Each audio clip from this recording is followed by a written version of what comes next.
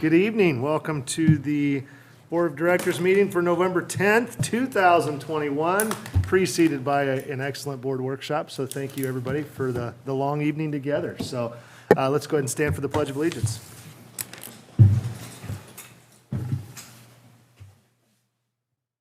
Ready, begin. pledge allegiance to the flag of the United States of America and to the republic for which it stands, one nation, under God, indivisible, with liberty and justice for all. Okay, Denise, can we get a roll call, please? Director Walper. Here. Director Martinez. Here. Director Berman. Here. Director Johnston. Here. Director Wheeler. Here. Vice Chair Shibahara. Here. Chair Rydell. Here. We have a quorum.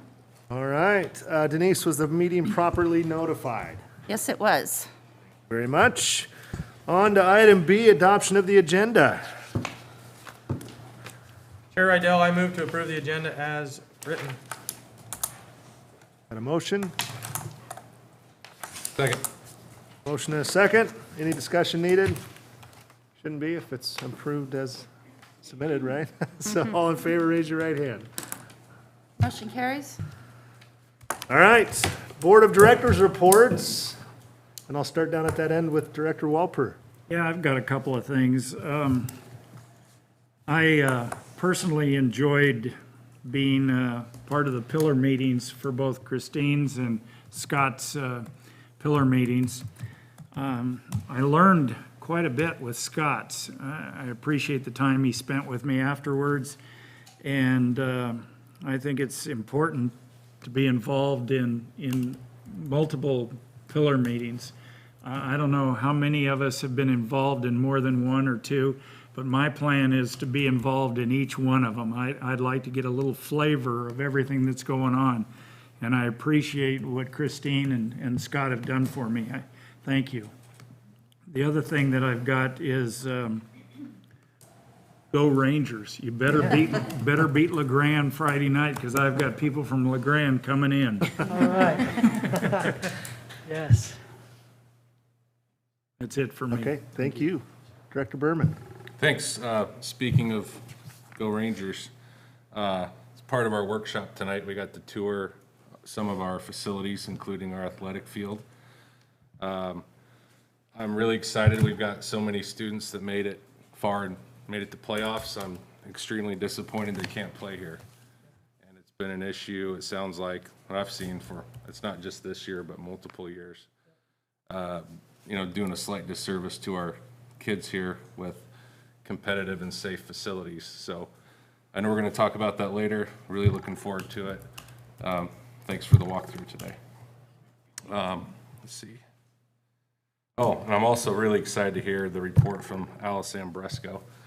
I was lucky enough to be invited to come talk to some students who were interested in the electrical industry recently, and looking at this list of folks you've had through and are coming through, it's great work. So, looking forward to hearing your side of it. That's all I've got. I'll save it for the stadium discussion. Great. Thank you, Director Berman. Director Wheeler. Not much on my end. I missed my pillar report. Sorry, Christina and gang that's involved in that. So I look forward to hearing what's going on in that. One thing I wanted to say was I have kids in the middle school and the Clackamas River Elementary, and the continual communication is great. Lots of kudos, lots of thank yous. Thanks for your kids working hard. Thanks for your kids turning in homework. Hey, they didn't turn in homework. Hey, they were absent. So just that constant communication is great. It's good to know that somebody's keeping tabs on them when they leave on the bus and then they get home on the bus. So good job, SK School District all around. The youth football front, we have one team left, the 7th and 8th team. Ken, you can talk about that. I won't steal your thunder. Everybody else is done. It was a great season, fun season. I think it was good for the kids in the community, families, and everybody involved to get back together and get outside and play some sports. So that's it. All right, thank you, Director Wheeler. Vice Chair Shibahara. Thank you, sir. I feel like all of my reports are high school related, and that's because of my kids being in the high school, so that's where they're slanted these days. But just start off with my pillar meeting, we ended up postponing that because we thought we'd be at the high school parent night. with Miss Hudson, learning about the different ways to understand our kids' progress and, tracking and things. But that's been moved to next Monday. So plan to attend that, and then our pillar meeting will be Tuesday evening instead. But honestly, I think it's okay, because as we're looking at our pillar, I want to make sure that our pillar meetings have good information and it's worthwhile of everybody attending, that, and it seems like timing-wise, it actually turned out well because we have more information to review. And as Director Berman said, I have a boy on the boys soccer team and a girl on the girls soccer team, and they both went to first-round state playoffs, which was really exciting, but it was an eye-opener for our kids, I believe, seeing at that state level, playing on a turf field. It's a completely different game, and I look forward to talking about that later this evening. And then also, same communications. I've been reached out by my kids' teachers multiple times, and I just appreciate the care and advocacy I'm seeing from all my kids' teachers. And Fire Mentor. Yes, I'm excited about having Ms. Bresco here to talk about it. I think it's a great program, and I've been a mentor for many years, and I just hope that other people maybe can find some time to help out as well. Awesome, great, thank you. Director Martinez. Not much to add today. I just want to echo the Vice Chair Shibahara and Director Wheeler had stated about communication.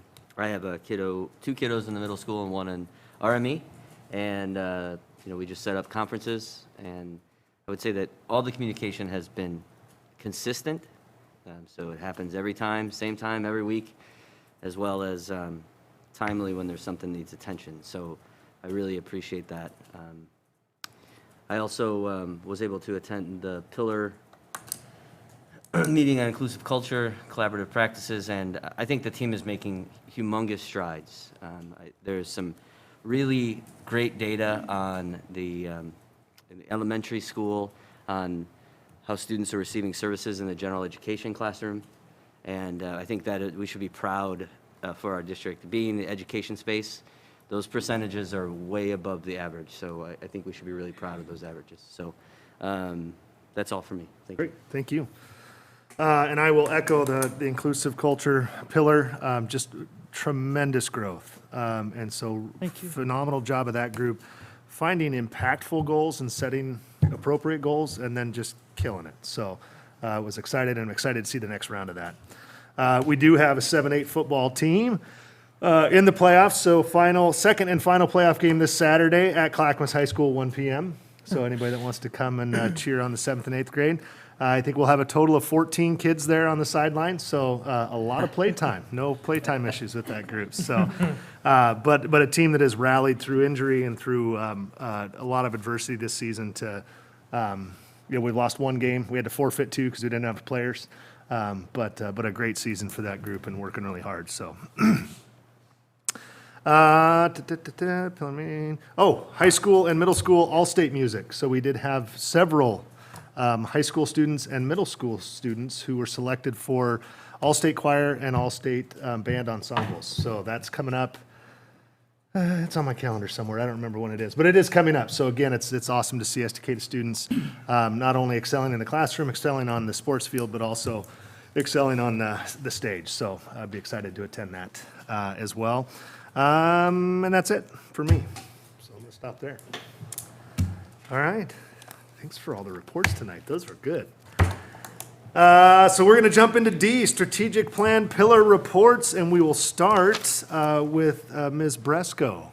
You're up first for Aspire.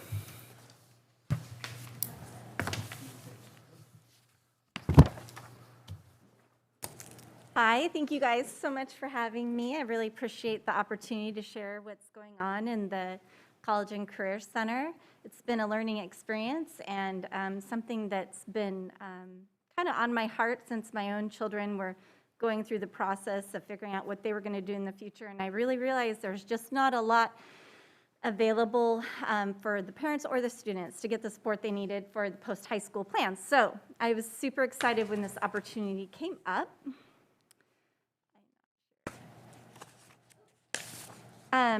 Okay, so we have a brand-new website, and I'm going to try and go back. I'm sorry.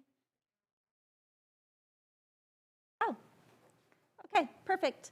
Okay, College and Career Center, we have a brand-new webpage, thanks to Director Shibahara and Maggie Kelly. With their help and support, I was able to launch a brand-new website.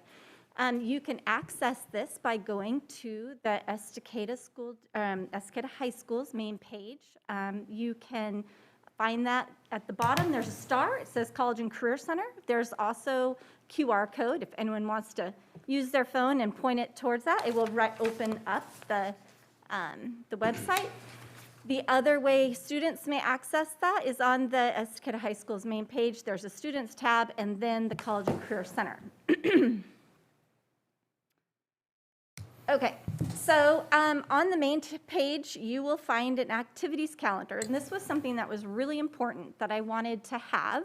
And as you can see, placed in front of you is an activities calendar from the beginning of September through present and into December.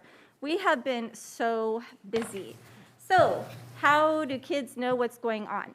Well, one way is for them to access the calendar. I also have a calendar of events in the College and Career Room up on the whiteboard. I also have a sandwich board outside of the room that has events for that week, so I would like to highlight what's going on. Students also can access the calendar in the outside the ASB secretaries. There's a monitor, and all the activities are posted there as well. And we're currently working with tech to make sure that the Aspire calendar is on the activities calendar on the main page. So we're trying to get all that information out there. Oops, sorry guys. Instagram, one of the other things I really wanted to get out there is our presence on social media. So the College and Career Center has their own Instagram. So if you guys have Instagram, you guys need to follow, because then you can see exactly what's going on. And I post all the presenters and students and everything that's going on. Right now we had kids that are getting their college application acceptance letters and just different things. Lots of stuff going on. Okay, so obviously the College and Career Center, Aspire is a huge part of it. And so we love our mentors. And I was blessed enough to walk in and have some solid mentors from the very get-go. One obviously is Director or Vice Chair Shibahara. Thank you for your support. And up here you can see Marianne Bugney. She has been a pillar of the Aspire program. And she continues to volunteer her time. And we're so thankful for her help. Right now, I've recruited this year 6 new mentors. All of our mentors, usually most of them can only have 1 mentor at a time because they're full-time workers. They don't have a lot of time, and that is fine. Marianne Bugney, thankfully, is able to take more, and also I have another mentor who has a few students. So the more mentors we have, the most students we can serve. However, I'm happy to report that all the students that have requested an Aspire mentor have been able to be matched up. So that is a huge win. Can I ask a question? Yes. What does a day in the life of a mentor or a week in the life of a mentor look like? So mentors work with their mentees as needed. So every mentee is different and their need. I support our mentors by sending out kind of like a monthly checklist, like, hey, mentors, this is what you should be working on in general. Some of the mentors are working with students that are just career related and not college. So they kind of have a different set of things they're working with. We recently had a mentor set up a tour of Northwest Technologies for a student, and actually took him down there and they had a talk, and he was able to tour and the place and kind of check it out. So that's one thing. And then other mentors meet right here in the college and career room, and In general, they're meeting about every other week, but it can be a 10-minute check-in to a 45-minute kind of in-depth, helping them through maybe the college application process or the FAFSA, things like that. So there's not really one answer because every student is unique in their own needs and what they need to be served. So, right now, we're serving only our seniors. We do have very excited juniors and some sophomores that have already come to me and like, when can I get a mentor? So I'm actively recruiting more mentors so we can serve more students. We will start working with our juniors after Christmas break. I will start getting kind of a group thing until some of the mentors free up from their senior responsibilities. And a lot of the senior responsibilities are in that beginning for the college-bound students. And then the career-bound students is more towards the end of the year. So because they're kind of doing the exploration and then they need to make some decisions. It's just really different. We do have a few Aspire mentors that are on Zoom. And so they meet virtually with their students.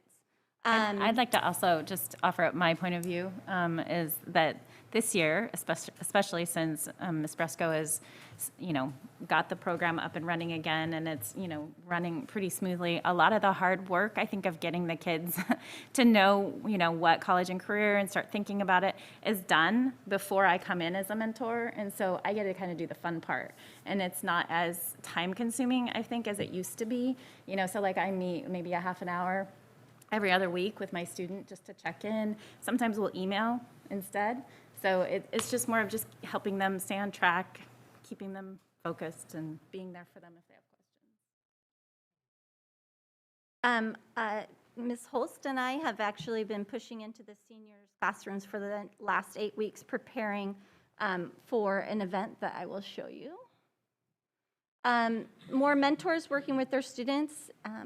Just a lot of fun having them in the room. So this is the sandwich board. It says events happening this week. I have the sandwich board outside of the office, and it kind of just says for the week what's happening. All students are welcome. The time is during the junior-senior homeroom. We're taking advantage of the time. The 9-10 students are welcome. They are welcome to bring their lunch. So it's been really effective, and we have had some 9th and 10th graders come, so that's great. We actually utilized our SRO officer, Olson, there. You can see him, and he brought some cadets. And they had a great law enforcement talk. That was fun.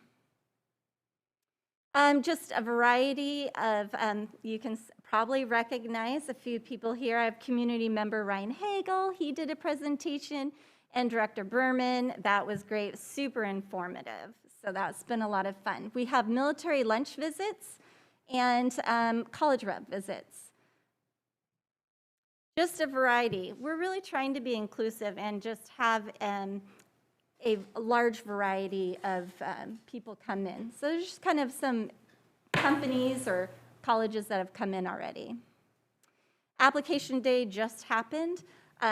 It was actually application a couple days, but we take our senior class and their English class, and we bring them in and we support them. Again, we tried to be inclusive. Normally it's college application day, but we wanted it to be application day. Students that were not applying to college had the opportunity to work on resumes, on job applications, and we had a few kids apply for some jobs and apprentice programs.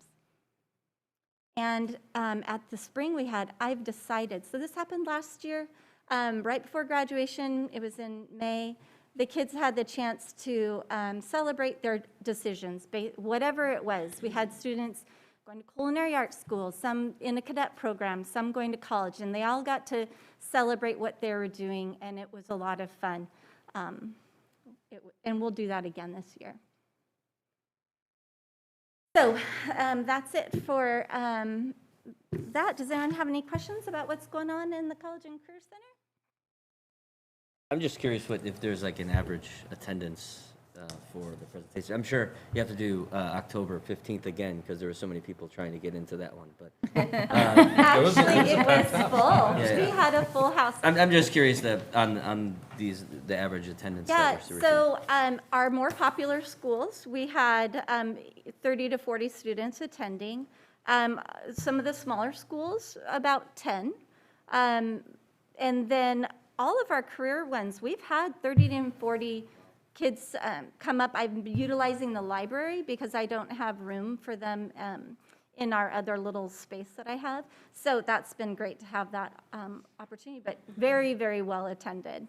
The kids really need this. The students are, and honestly, what I found is a lot of our students want more than just college, right? They're looking for more, but they don't know what. So we're trying to open the door, and we're trying to say, hey, here's some possibilities. I have some really cool stuff coming up in November and December, trying to just broaden the horizon and get the information out there. I have a question for mentors. Currently, how many mentors do you have, and how many more are you needing? I will take as many mentors that will come my way. Okay. Absolutely. I have 12 mentors right now, 6 of which we just brought on this year. I am serving 21 students in the mentor program. That is one-on-one. That does not include students that come to me and I work with. Those are just our mentor students. I think it's important to note that Mrs. Bresco has been a game changer in this program. You know, under the direction of Marianne Bugney, this was a thriving program. And as she retired and as we tried to replace an X factor that was very difficult to replace, you know, this program slid a little bit. But since bringing on Mrs. Bresco, it's just been fun to see energy, life, and community involvement again in this program. And so you really have done a masterful job, and thank you for all that you're doing. I'll second that. What a difference. It's like Yeah. you poured gas on a fire with all the activity you've got going. Yeah. It's Glad great. you're here. Thank you so much. I appreciate that. All right, thank you. Thank you. Okay, next up is communications report. Ms. Maggie Kelly, come on up.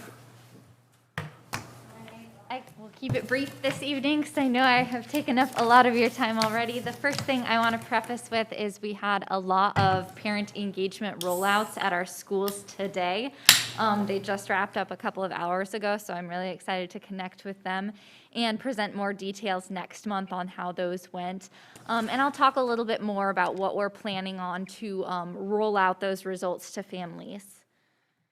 So for our November communications report, something that's been going on in the last month is we are guessing that weather will start coming our way in the next few weeks, and we always like to be over-prepared for that. So we've created virtual snow day communication resources for each of our schools so that if we do have weather come our way, our families are starting to get the information now that will allow them to be prepared if we do have to transition to a virtual school day because of inclement weather. So we now have that in English and Spanish. We have resources, so we are just ready to flip the switch at any time. So, and make sure that that information and communication is streamlined between the schools and that every parent knows the expectations. So that is communication that we're working on and looking forward to continuing to reinforce and get out there. The most important things that we need families to know is that their kids are taking home their electronic devices every day in case they get trapped at home, and that if they do not have an internet connection at home, we have the resources to help them and support, get them a hotspot or support them in internet resources, and then just connecting with our Spanish-speaking families as well. So excited in the work that's going on there. Another fun project we just completed was we did a feature communication, and Josh did an excellent job interviewing the food pantry and the clothes closet that recently reopened. They were their doors were shuttered during COVID-19, and so it's great to have that resource open again at Clackamas River Elementary from 2 to 4 o'clock on Wednesdays for the community. And so we just appreciated the opportunity to highlight in some of our media, and we'll continue to push that out. We also pushed that out at a parent night. We had our Spanish-speaking parent night, and We did see an increase in traffic to the food pantry, and that was exciting. We also were able to feature just a little bit our Adult Transitions program. I feel like that is a program that sometimes our community is not as aware that we do serve students 18 to 21 as well. And so we're interested in doing a little bit more communication about that program because we do serve students from cradle to career, and sometimes that takes a little bit longer. So that was a fun project to work on. We also updated our calendar because we did, with your guidance as well, make an update to our calendar. We are closed tomorrow and the next day for school. For anyone watching that online, that is a reminder. And we updated our calendar on our website. That was one quick just do it feedback that we got from a lot of parents was our calendar is a little bit tough to read on the website, so we updated that. We provided a month-by-month calendar, and then we just made that quick adjustment that this upcoming Friday is a no school day, it's a staff work day. We've also really enjoyed featuring athletics. There's a video communication that will be shared later in this board meeting, and we've just really wanted to celebrate some of the good things that are going on our field. Our athletes this year have done a tremendous job, and it's just exciting to see the community support that we're able to have. It feels like the stadium has had new life breathed into it, so it's really exciting to see that after the last 2 years of closed doors. And then I can't believe this has already been a couple of weeks, but we released the first of a new operations series that we're kind of doing with the operations department, our school tour series. It's a little bit longer, a little bit more in depth, but we went through the high school just like we did with the tour earlier today, and we plan to do that with Rivermill Elementary School next, and just go a little bit more in depth of the needs of those schools, just so we can familiarize the community with the real needs in those facilities. And we've gotten positive feedback so far, so props to Director Ware for being willing to do that. I think it's been a positive impact so far. And then additionally, our Parent Square and S'more usage is just really continuing to increase. We get requests every day for teachers that are interested in trying out S'more or Parent Square. And as we have our online teachers that support with Q School as well, they've been utilizing that as well, just to keep in close contact with some of those families that are going through that tough quarantine time period. It's been a positive that they're able to text someone without using their personal cell phone number, so that's been a positive technology add as well. And then some projects in progress still. Community mailer, I would love to see Director Walper, your address later on to make sure you are getting those community mailers. We have one coming up pretty soon, and we're featuring some of the wins throughout the district and talk a little bit more in depth about our facilities. We break down finances. It's always really successful, and so I'm really excited to get it out in the community. That's about 6,500 households that we are mailing it to right now. We have, again, about 11,000 voters, so about 6,500 households because some people live together. So that's what it looks like there. Excited to get that out. And then our parent engagement survey. We are doing a parent engagement survey rollout with Superintendent Carpenter on Facebook Live on November 16th. Coming right up, it looks like we're going to be at 4 p.m. I'm really excited to turn our podcast into a Facebook Live format and answer any questions to get some of that two-way community dialogue. We're just really trying to be open and transparent, and we will answer any questions that come our way. So we're very excited about that, and just pretty cutting-edge communication. I'm excited. We're also looking into making some website updates and maybe potentially. This is very early, looking into a potential website vendor change over this upcoming summer. So very early in the process, but just looking at a way that we can make our website really accessible and easy to edit for some of our schools and some of our staff. It's not very intuitive and user-friendly right now. So that's one thing that's in the works. Continued messaging around facility updates, messaging about conferences. Leticia Gonzalez has done such an excellent job outreach to families. We've had more Spanish conferences scheduled than ever before, so that's really exciting. And then I'm also excited to work with Scott Sullivan on launching an academic video series as well, putting some focus back into the classroom and talking about standards-based learning and reporting. It's a little complex, so I'm really excited to break it down in some fun, informative, and visual videos. I think it'll be an asset to the community. Very quick, any questions? FYI, I'm in the phone book. What's a phone book? Oh, I have a spreadsheet of all of our registered voters, so I'll be looking in the spreadsheet for sure. I've already decided I'm going to walk out and meet our postal delivery lady and ask her how many of those she drops off. So beware. Okay, I appreciate the accountability. I like that. All right. I have two questions. Yes. And I should have asked Alice Ann one. You mentioned the 18 to 21-year-olds. Is there any career resources that we offer for kids that maybe came through the school system, we're going to head a direction, and then, a year out, they go, that didn't work out, I need to regroup? We don't currently at the moment. Obviously we have connections and relationships that were built prior, but nothing formal in terms of an opportunity to reboot. Unless served by special education, then we serve all kids until age 21. Okay. And then the last thing would be COVID communications. Middle school is very prompt about, I think I get 2 different text messages and an email every night You do. reminding me to do 7 p.m. Yes, it is. 7 p.m. temperature checks and all that stuff. Is there any way we can scale that back to maybe 1 text message? Or like we did with the school lunches last year, I think it was, where we were constantly reminding that, hey, they'd be at the bus stop at 12:03. And maybe just say like once a week, hey, remember to do your COVID checks? One thing I can give you an easy win on, you should only get 1 a night, so we could definitely scale that back. We did at one point look into scaling the communication back from a nightly, and our participation rate dropped 87%. So we quickly reinstituted the practice of having daily.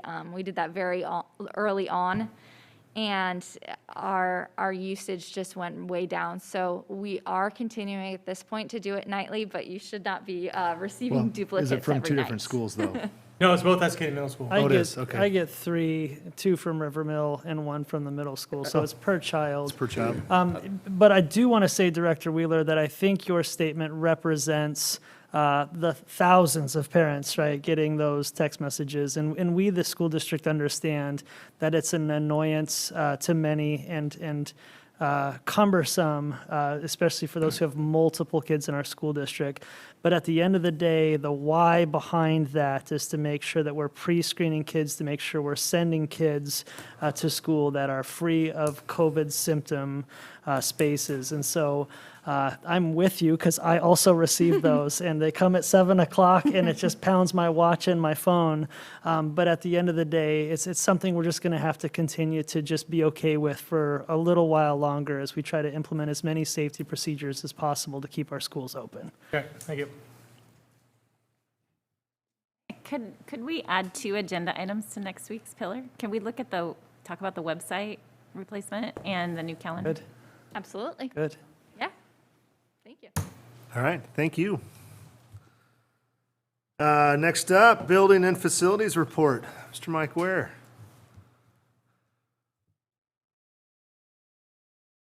Hey, good evening again. Long time no see. Yes, long time no see. This will also be fairly brief since we did a workshop earlier to talk about some of our need and what we've been doing around the district.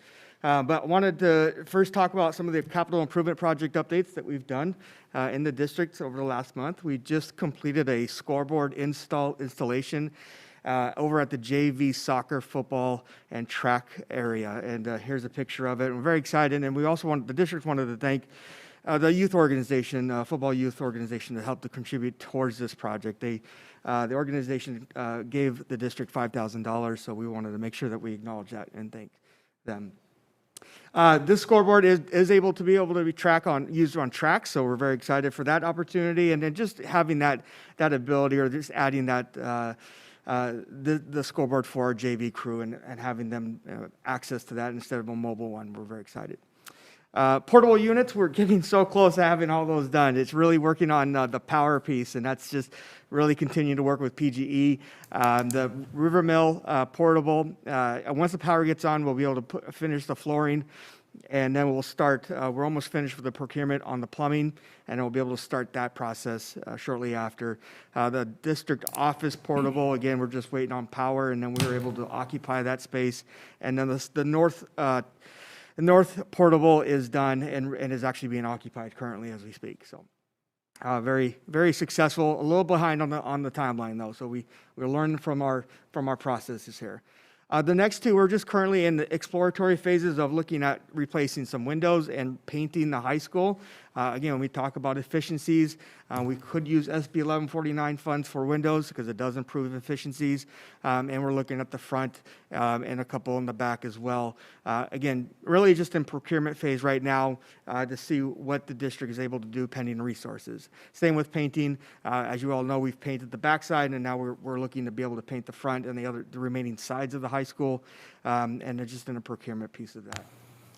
As I mentioned in the workshop, we did an energy audit, and this actually was completed just right before the pandemic with North Coast, which is a local company in Estacada. And they provided this report to us recently just because we're starting to look at utilizing ETO funds and trying to upgrade our lighting. And as you can see here, this is a district-wide report. We do have it broken down by school, and it does include the stadium lighting as well. But if we were to go and start reducing or replacing all of our lighting to LED, you can see the energy reduction savings, the maintenance savings, and the carbon savings are pretty significant district-wide. And it's not I guess, relatively to the savings that we will see over the course of a few years, as the payback is 2.3 years. It's only $171,000, and it only is lightly used there. It is an expensive project, but at the same time, we're able to look at ETO funds to help support this project, as well as SB 1149 and whatnot. So this is really in the preliminary phases as we go towards trying to keep chipping away at that bond list, and that we have the resources to do so. But very excited to have this information, to share it with the community, share it with the board tonight, that we have an opportunity to start saving some money district-wide if we can start chipping away at this at one point. I have a quick question. I like the ROI, that's good. However, when we create a purchase order for this, do we have a penalty clause involved in there in case we don't meet the results that North Coast is offering or suggesting? That is a good question. This would be my first project dealing with a return on investment like that, or committing the vendor to their return of investment claim. But that is something that we could consider and talk with, along with Christina Weinhardt and the board. I'd be more than happy to be involved in that. I've written many of those. Again, I've not been a part of that There wouldn't be a process. contractor out there that would sign up for that. I'm telling you, because I do these projects, and Yeah. I wouldn't accept that term, mostly because it depends on how much you use it, Right. right? So I Well, like the idea, but What I I've don't- done in the past is I've given a percentage. You know, if it's between 80 and 100%, they're good. If it's 50%, it's going to be costing them a penalty. Yep, Depends on how bad they want to do business with us. yeah, I wouldn't know? take it. I wouldn't do business with you. Plus, we'll turn into Motel 6, and we'll leave the light on. The 85,000 saved, is that a yearly number? 85,000 saved is a yearly number. Let me, Where is that? Or is that over the course of the And it says picture? energy savings. energy savings, and this is district-wide, yes, I Per believe. year, Annual savings. Oh, annual. what I found. I do want to add that what truly propelled this too, and I'd like to recognize the community member, is both Executive Director Ware and I met with community member Bill Highland. And Bill Highland is a investor, a large investor into our community. And as he was looking at different ways to be a philanthropist, he is right now, we're in talks and negotiations of him being willing to offset a lot of and or all of these costs to move forward. One other thing to consider is if we're saving 186,000 kilowatt hours, I'm assuming again over the course of the year, or yeah, because it's annual savings, that energy can be used elsewhere in the school for computers and Yeah. the things that we need, Absolutely, yes. which should make those upgrades maybe not as significant, but Joe, you're the resident electrician. You can probably speak to that more intelligently. Well, it would definitely offset something. But, What about the big bold black writing in the middle that says, labor not included. That's exactly what it means. Labor's not included. Yeah, this is just product and material. So there is that piece of it where labor would be coming into play. And again, so looking at this as a baseline number, a starting point, knowing that we have to account for those soft costs as well. And more to your point earlier, these calculations don't come from a contractor. They're in a Energy Trust and Morgan calculator. Yeah. Which you'd be trying to hold them accountable, really. It's their math. These contractors are just printing it out for you. Mike, I'm assuming on some of this stuff, depending on scope, some of that labor would be in-house as well. Some of the labor probably could be in-house, depending on Okay. what we're asking, what we're trying to get done, yeah. Are you planning on giving us the information with the labor included? If, it's pending resources, pending if we're able to get an in-kind donation or if the board of directors approve us moving forward with a project of this size, then we would have all the details provided by line item, material, labor, et cetera, yes. Because that would increase your return on investment. Correct. I think at this point, we're not asking for board support or rejection. We had a community member approach us about wanting the school district to do this with help from Mr. Highlands financially. And so as we started to move forward with his request, we wanted to just inform the board of what we're doing. And of course, if an RFP process would be required regardless of how we go for it. But we're hoping to work with our community member who's been kind at this point to really want to help this. And so we'd like to mitigate general fund dollars for this and continue to utilize our community to support this. Thank you. All right, North Complex concession restroom facilities. What you see here are the latest iteration of the concept design for our concession restroom out in the North Complex. A few different times we've gone back to our architect, expanding the footprint, expanding the covered area, adding some single/family restrooms for smaller events, but also just for families to be able to use, and then larger restrooms. And this is the two shots that I thought were the best looking ones that we could show the board as we look at this right now. And again, this is still pending approval and moving forward, but this is where we're at in terms of how far we got with the design, and again, seeking input from Superintendent Carpenter as well as the board as we move forward, so.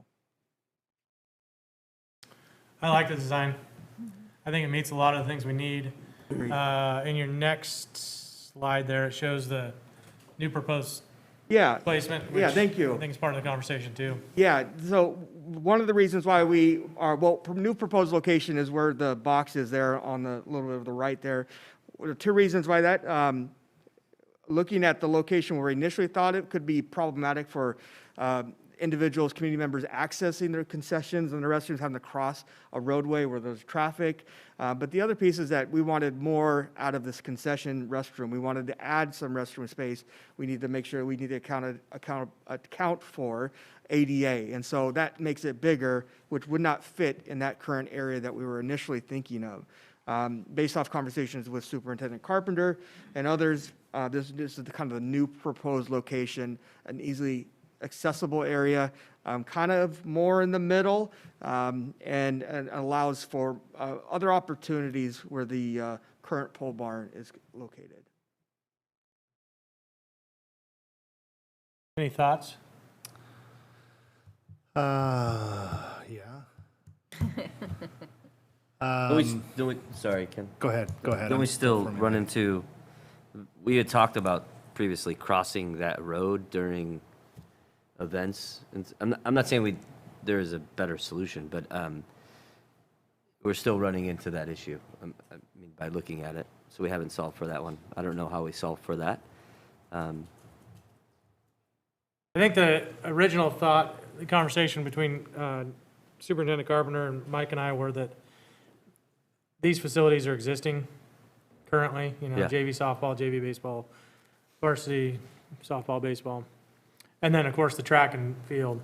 And so just the proximity to what we have existing, not necessarily future, it would lend itself better for immediate use. And then in time, as we develop that, we kind of ease into traffic crossings and all that stuff. Crossing that main road that's going to go east to west. It's also important to note, and I support the placement of that location, but it's important to note too that, and a reminder that this project is in conjunction, in partnership with the city of Estacada. And so these restroom facilities would need to be available to the public per our agreement, making this an accessible park to the general public in general too. So as we think about fencing and safety too, we would just need to make an adjustment. An adjustment is fine because I like the location of this. It's just something we'd need to consider as we try to protect the regularly scheduled school day. That's where I was thinking is moving it on that side of the road, right? Because it does need to be accessible at all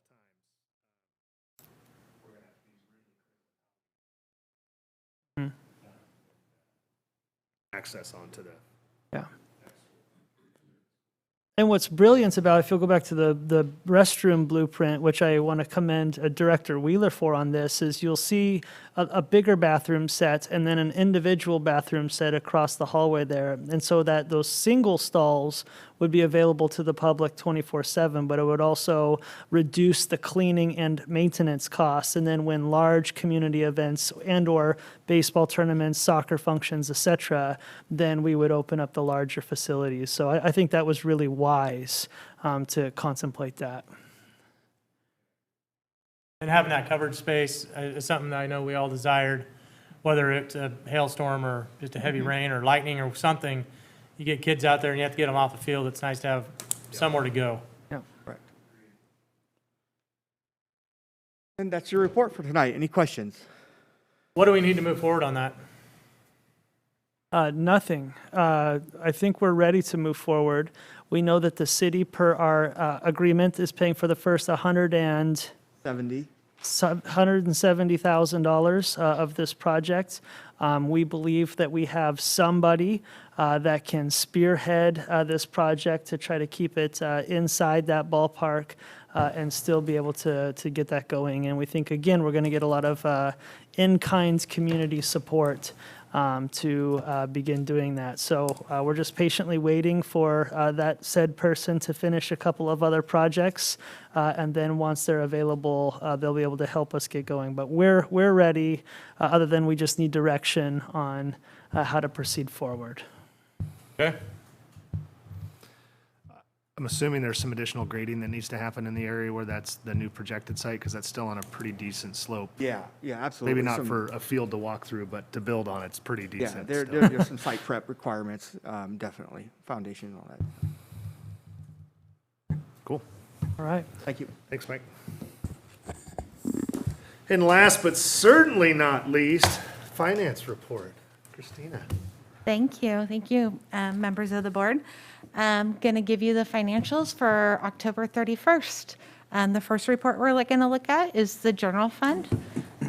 You can see the total revenues we collected was just over 2.1 million, and the expenditures for the month were just over 2.6 million.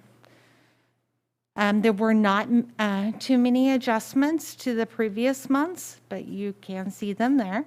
So year to date, we've collected 18.3 million in revenue. Part of that is our beginning fund balance of 7.2 million. One of those adjustments was to the beginning fund balance, which was from working with the auditors. And then our expenditures are just above 8.2 million. So now going through the revenue, currently, as of October 31st, I was projecting a revenue of 40.7 million. I do want to talk a little bit about this. In the state school fund, you can see I'm projecting 25.4 million. I am projecting that number to go down because we have had, we were projecting last December when we got the revenues, we were projecting our revenue, our enrollment to go up, and we're actually down slightly. So I am, when I put in my December numbers, I'm we're going to have some lower state funding. I'm going to try to have that number for you next month, and then I will be bringing my budget resolution next month when I get a more accurate figure of that. So just wanted to talk about that and make you aware that I am projecting that number to go down. And then our expenditures, I'm projecting currently, again, this is prior to the budget resolution, 38.8 million. So that number, when I come back with my budget resolution, will be higher because you'll see I'm projecting right now that we're spending all of our instruction and our support services, but this does not include our additional staffing. Does that make sense? So currently, still 6.8 million. That more than likely will go down once I get a more accurate of our city school fund number and our additional staffing that we did hire. So I'm hoping December will have a little bit more information for us. So one question, you said you're projecting expenditures at 38, but that looks like it says 33. Does it say? I'm sorry, I forgot my glasses at the office. That's why I'm looking up there, because I at least followed up too much. I wrote the number down so I'd be able to see it, but I can't tell if it's a 3 Okay, so or the an number 8. up there, 30, Yes, 33, sorry. 825. Okay, Thank you for correcting me. thank you. Okay. Oh, No, answer. question on the enrollment. So it went down a little slightly, right? Yes, And we're going to talk about that. yes. Did it actually go down or just the number that we were locked in at go down? It went down, both. So we're projecting a higher enrollment, and we are actually at a lower enrollment. Okay. Okay. So this is our general fund revenue as of October 31st. So currently, our state's sources are 63% of our revenue. Our local services are just over 18%. That will be going up because we are just now starting to get property tax money coming in. Okay. The next is just a comparison this year for October 31st compared to last year as of October 31st.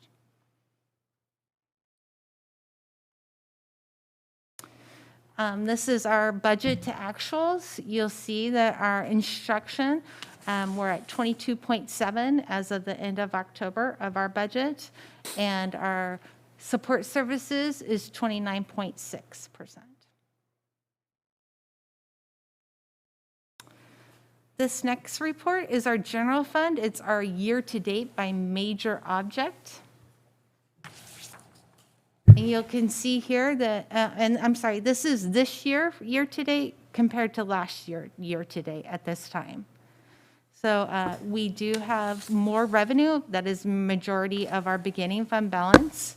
And our expenditures are a little bit higher, which is expected.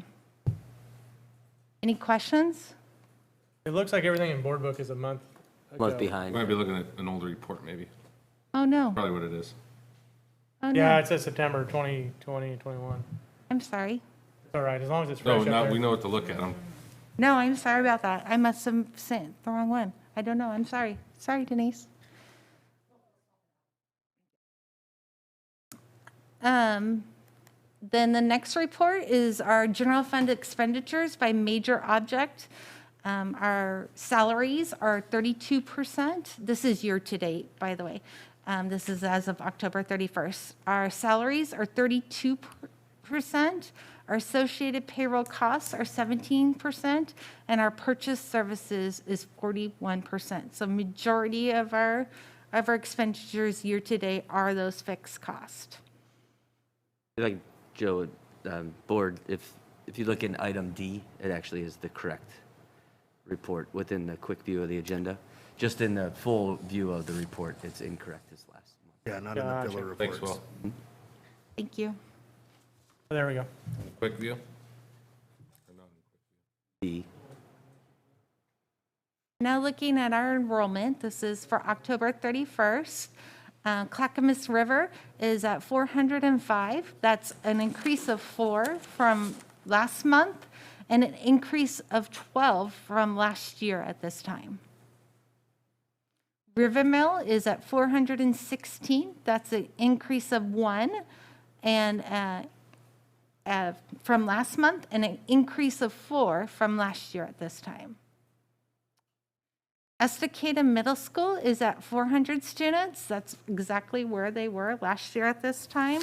And then compared to last year at this time, that's a decrease of 20.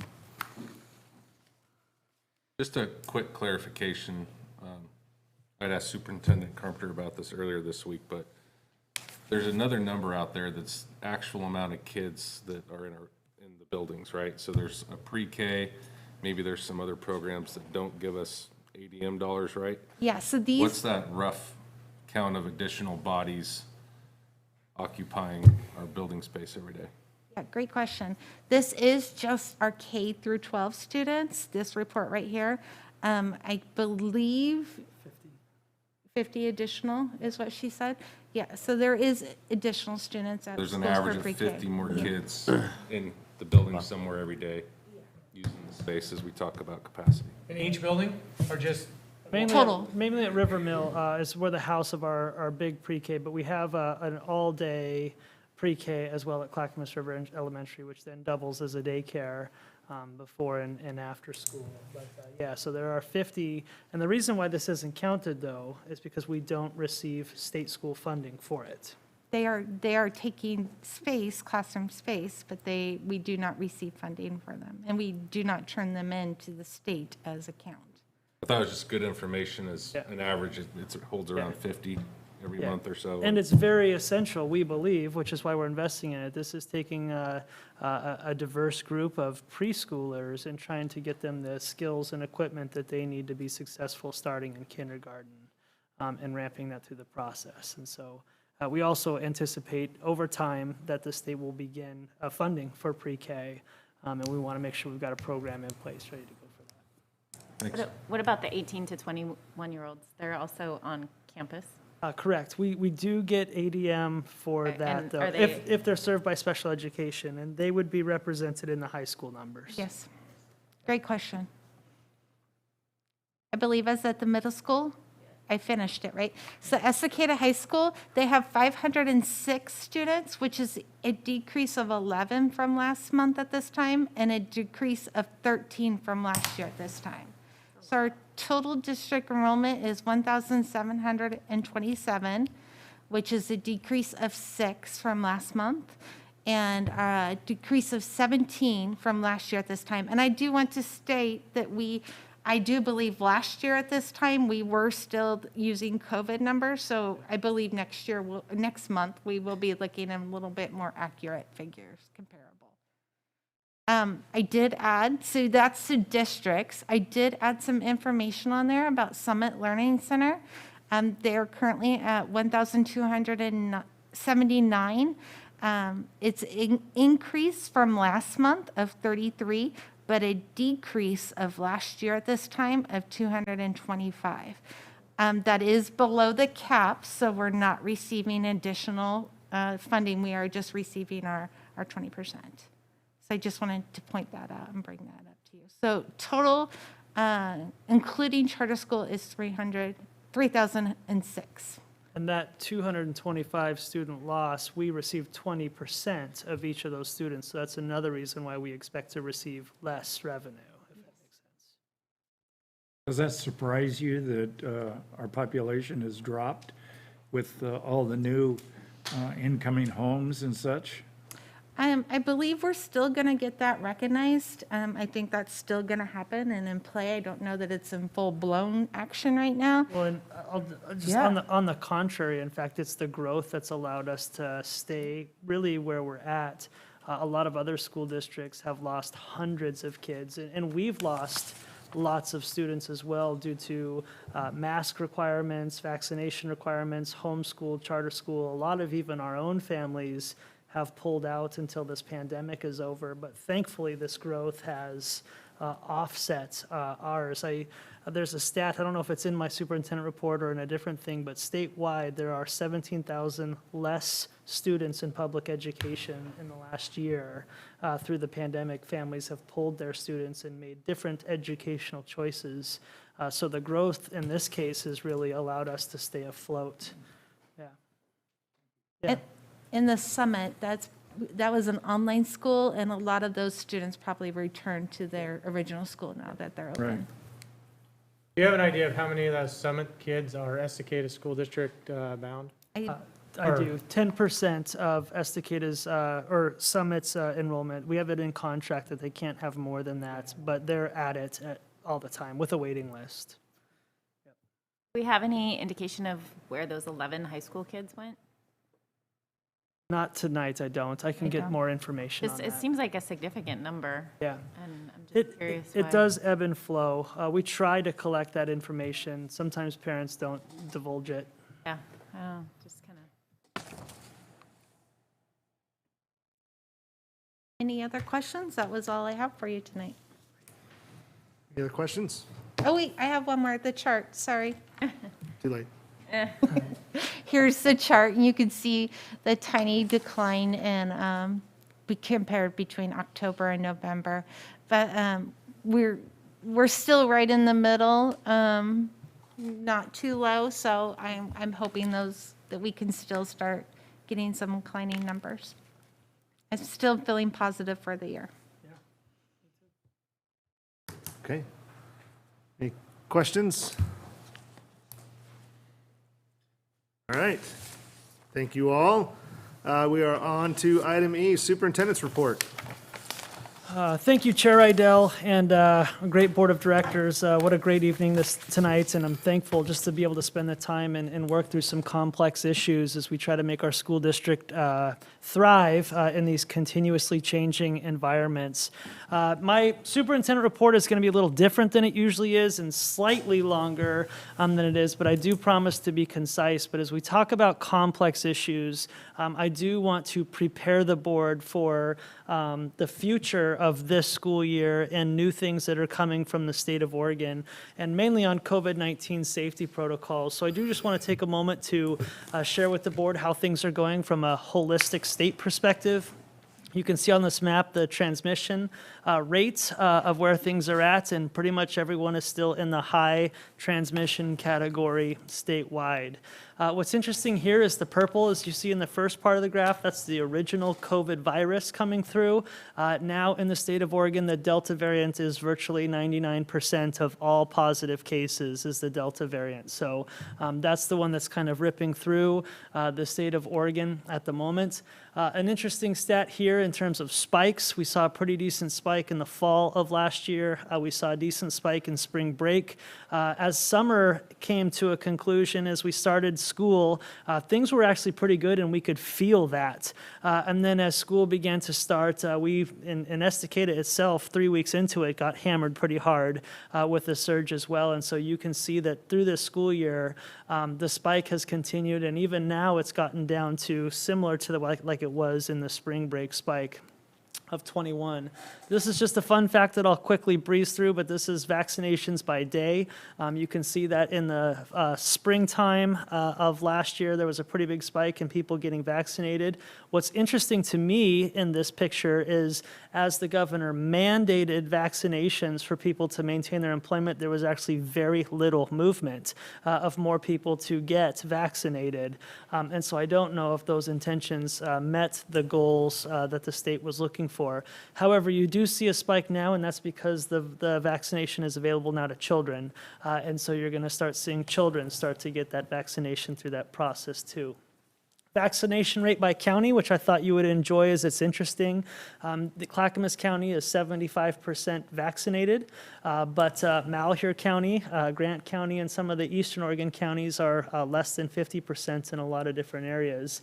And the reason why I point that out is because you can see how complex it is to try to do certain scenarios based on the ideology of and methodology of different counties and how they're trying to look at it. So what's next for schools? We don't know, but what I do know is that the United States, the state of Oregon, and school districts alike, it sounds like we're going to be moving soon from a pandemic to an endemic. And what an endemic means is basically we need to start preparing plans to live with the virus. So much like the flu, much like the common cold, COVID looks like it's going to be here to stay. And so knowing that, obviously we need to adjust our plans accordingly as we move from pandemic to endemic. Now, one of the things that Director Wheeler had mentioned in a prior conversation is that text message that he gets, which is the pre-screening form. The reason why schools have statistically been able to stay open and stay safe, and Estacada is no different. We've been able to mitigate spread really a lot. We've been quarantining a lot of people, but the actual spread itself has not been occurring. And that's due to that Swiss cheese approach, like you see in that visual there, where there are so many safety protocols in place that by the time it reaches the child and or the school site, we've done quite a bit of work to mitigate spread and keep COVID, for the most part, out of our schools. And so I've been pleased with that, and Estacada is no different. We've done very well with that. Now, here's a big one, and I want our board to hear this as well as I'd like our community who are watching to hear this. There's a lot of anxiety right now about the potential fear of the mandate of all children becoming vaccinated. What I heard yesterday from the state of Oregon and in Salem is the governor at this moment, subject to change tomorrow, but at this moment, the governor has no intention of mandating the vaccination for kids as a contingency upon attending school. Now, this, I think, should be relatively decent news to hear for our community, and it most certainly allows us to continue to focus on teaching and learning during this time. So what I'm hearing is that we do not anticipate this school year for the vaccine to be mandated. Now, there is a process where all required vaccinations go through called the ISLAC, I-S-L-A-C. This would be measles, mumps, tetanus shot, the things that are typically required for children and anybody to attend school to be vaccinated and go to college as well.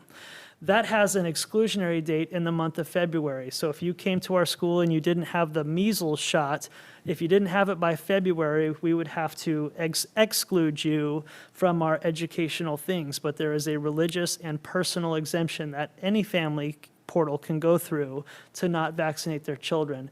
And it looks like the COVID vaccine is going through this pathway. So COVID vaccine, tetanus, measles, all of the numerous vaccines that are required to attend public education this vaccine would fall into that category. So there's a way out for families who choose to, and there's an opportunity for families to do that. But I'm happy to hear, at least as we work through with our community and the values of our community, that at this point, I do not believe that any type of mandate for children and vaccinations will be required this year. And I'm pleased about that at the moment. It's also important to note that quarantine protocol changes are on their way. Right now, we currently have a 14-day protocol that's required by Clackamas County Public Health. The CDC recommends 10 days. The OHA recommends 10 days, but Clackamas County Health has paired themselves with Multnomah and Washington County, and they've required 14 days. This is in the control of local public health who gets to make that decision.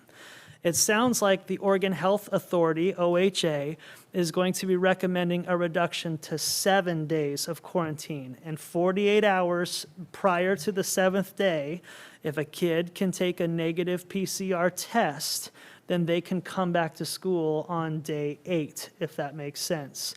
Now, again, this is what Oregon Health Authority is. We're still at the jurisdiction of Clackamas County Public Health, who's tied into the 3 metro areas. So we can't make this move until Clackamas County Public Health makes that move. But it looks like we're going to be going in that direction. And that is great, because we've had multiple students who have been quarantined more than once, and that's 28 days away from our school setting. And even though we're trying our best, that's still a major disruption to families and kids. And so this movement is welcomed by the Estacada School District, and we hope we can get there sooner rather than later, because like I said before, we've been successful in mitigating spread, and so we want to continue to serve it. But that also sets the pathway for the test to stay option. And as we go from pandemic to endemic and the understanding that we're going to need to live with this virus, the goal is to not quarantine any kids at all. And so we believe that sometime around the January, February months, there should be a test to stay process. So if I was directly exposed at school to someone with COVID positive, I would take a test that very moment, and if I test negative, I can stay in school. And then I would test again on day 7, and I would stay in school. It's important to note, though, that this idea only pertains to on-campus exposure. If I'm at a birthday party or a family event or at a youth basketball game and I'm exposed, we can't guarantee that that was in a masked, controlled, protocoled environment. So if that exposure occurs while outside of school, it's 7 days or 10 days, or right now it's 14 days. But if it's at school, you can test and you can stay and you can keep on playing. Again, this is good news. What's preventing the state from being able to do this? The inventory on PCR tests. Right now that doesn't exist. And so as we move to this test to stay, we'd be testing an infinity amount of people as that exposure happens. And the state of Oregon is just not prepared for that. What does PCR stand for? I don't know. I don't know. I'll have to get back to you on that. PCR. Maybe it doesn't stand for anything. It's just PCR. PCR test. Okay, Yeah. that's cool. I'll have to get back to you on that one. I don't know. Moving on to face coverings. I know that this is an area where a lot of our community has strong opinions about face masking, and we do too. What I'm hearing is the governor obviously did a mandatory face covering rule for all indoor settings, but that was a temporary rule, and based on the law, as a temporary rule, after 6 months, that law vanishes. And so the governor is, and her team is going to turn that into a permanent rule. So no longer every 6 months are they going to be renewing that. They're making that a permanent rule. But it is giving, however, the Oregon Health Authority and a few other officers the authority and determination to, at some point, with less hospitalizations and less whatever, that they can take that rule away. But unfortunately, it does not look like anytime soon masks at indoor settings are going to go away. And so I think I need to prepare the board and I need to prepare our families to know that masks are most likely going to be here for a good portion of this year's school year for sure. I am hearing rumors that the outdoor mask stuff is going to go away in due time. So that's really it. I think that's all I want to talk about this evening, is really preparing you for that. So there's changes that are coming. Obviously, we can't do any of this until the state has launched and executed that, but I just wanted to give the board an advanced heads up of some of the challenges we'll be working through the holiday season. That's your superintendent report. Director Wheeler, I did Google what a PCR test is, but I can't pronounce most of the words, so you can look that up later on your own. Thank you. Yeah. All right. Thank you, Superintendent Carpenter. So next up, reports and presentations, the student investment account. Mr. Scott Sullivan, you're up.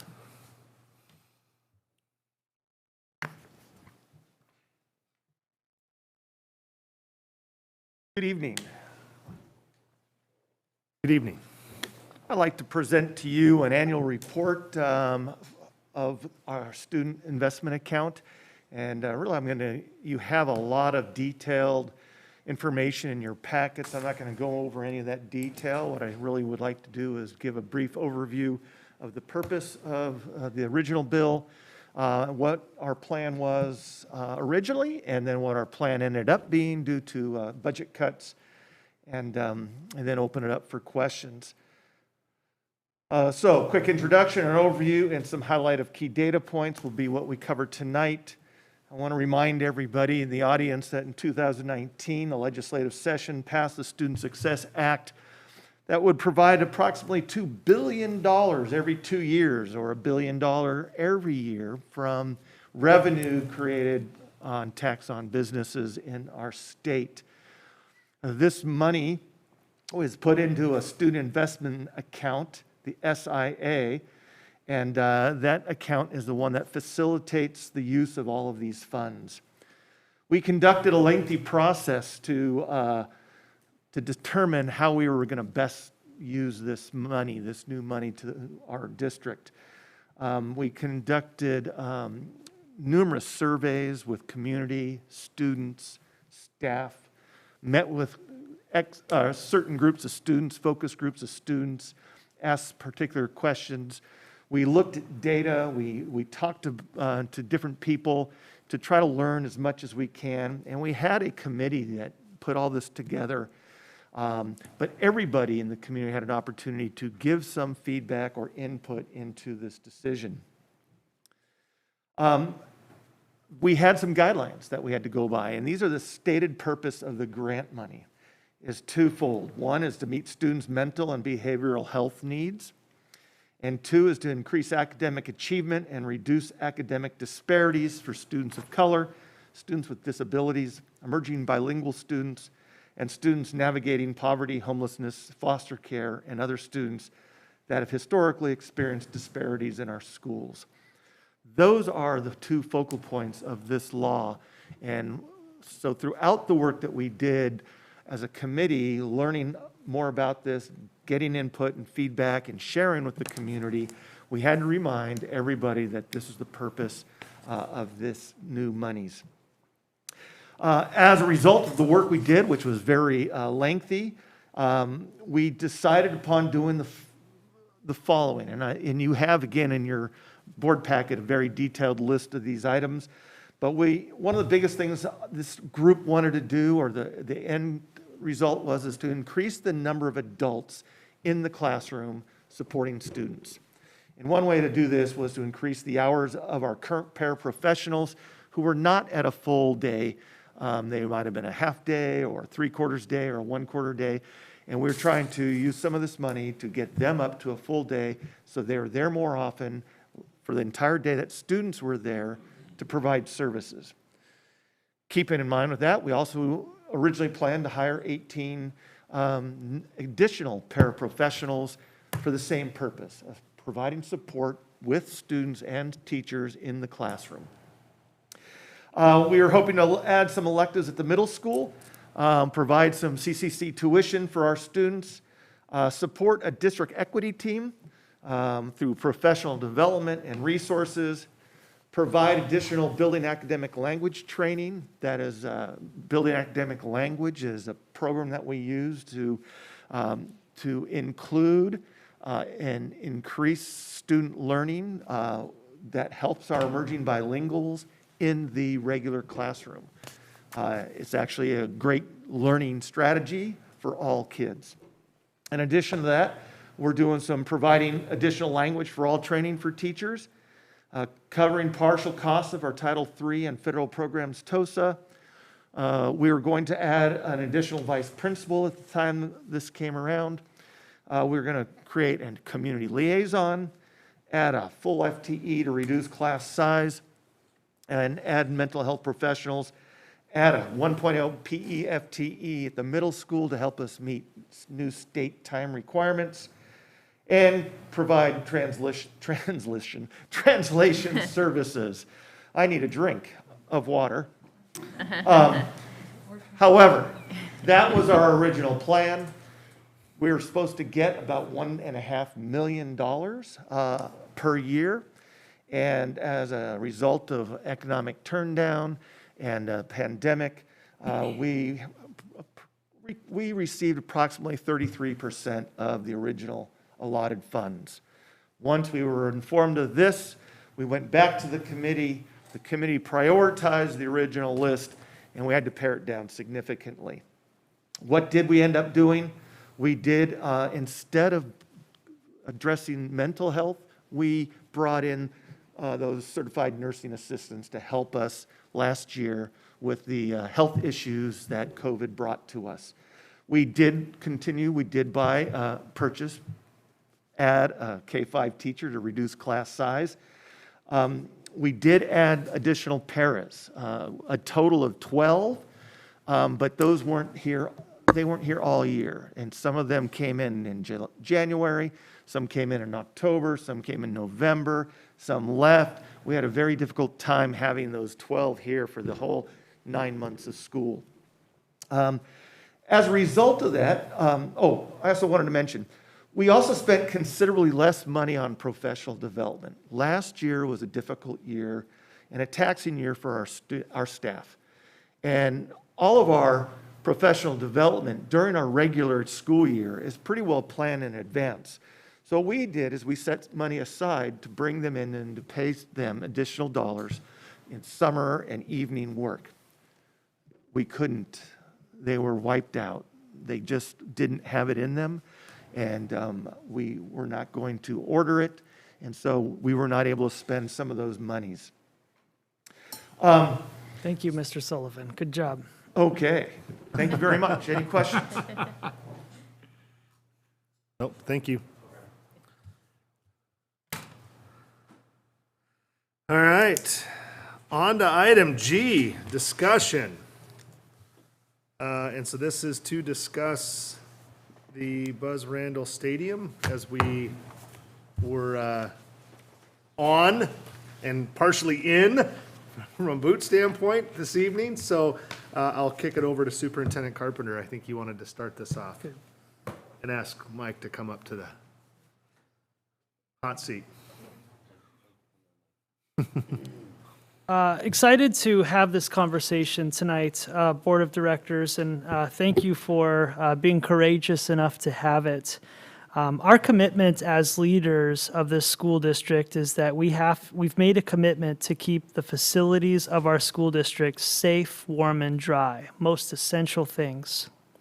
One of the core pillars inside of our strategic plan is up-to-date buildings and facilities. It's one of our 5 main core pillars. And inside that pillar is Strategy 2, which is, and I'm going to read really quickly, that Strategy 2 is to upgrade facilities to ensure students and community members have access to quality, safe, and up-to-date facilities which supports learning and strong partnerships. And unfortunately, we've received some difficult news and information and outcomes over the course of the last 2 or 3 years about the viability, safety, and quality of our Buzz Randall Stadium field. Unfortunately, at this point, we're to a spot where it is drastically and negatively impacting the kids' experience who are participating in co-curricular activities. And it really is starting to play an affect and role in supporting their well-being and success in general. As the board members has reported in their board reports, we've now had 5 total games removed over the course of the last 3 years, primarily in soccer, but most recently in football. And I've got to tell you how devastating it is from a community perspective when we have a group of kids who really have gone through our youth athletic systems and have dreamed and have made goals to have success on Estacadas athletics facilities, ultimately to be told that our playing surface is unsafe, and that game needs to be that home game where families, community members should be celebrating the hard work, has to be moved to a neutral playing facility due to the unfeasible playability of our current fields. I've been in this community for 11 years now, and I know many of you have been born and raised here, but one thing I've learned for sure in my 11 years is that Buzz Randall Stadium is special to the Estacada, Eagle Creek, George, Estacada School District community. On Friday nights, people flock to Buzz Randall Stadium just to be a part of the goings-on and the great things that the Estacada School District is doing. Unfortunately, our inability to host big games late into the fall and winter impacts our ability as a school district to be that hub and actualize the strategic plan inside of that process. And lastly, I want to point out that our school district has a general fund account and then also has a capital construction account. I want to convey to the community this evening and those who watch the school board meeting that our school board has been very diligent over the last decade to save these SDC funds, place them in a capital construction project for the purpose of an emergency. If the boiler breaks, if a roof collapses, and other things that we may or may not be able to afford in the event of a catastrophe. This is a emergency funds to improve the assets of our facilities. As your superintendent this evening, I deem Buzz Randall Stadium a major emergency safety concern, that we are not able to provide these opportunities for the kids coming through our programs, both now and in the future. In fact, to help me this evening as we talk with the board, I'd like to share the voices from some of our students right now who have the opportunity to play on this field. And if Maggie, you could play that, I'd appreciate that.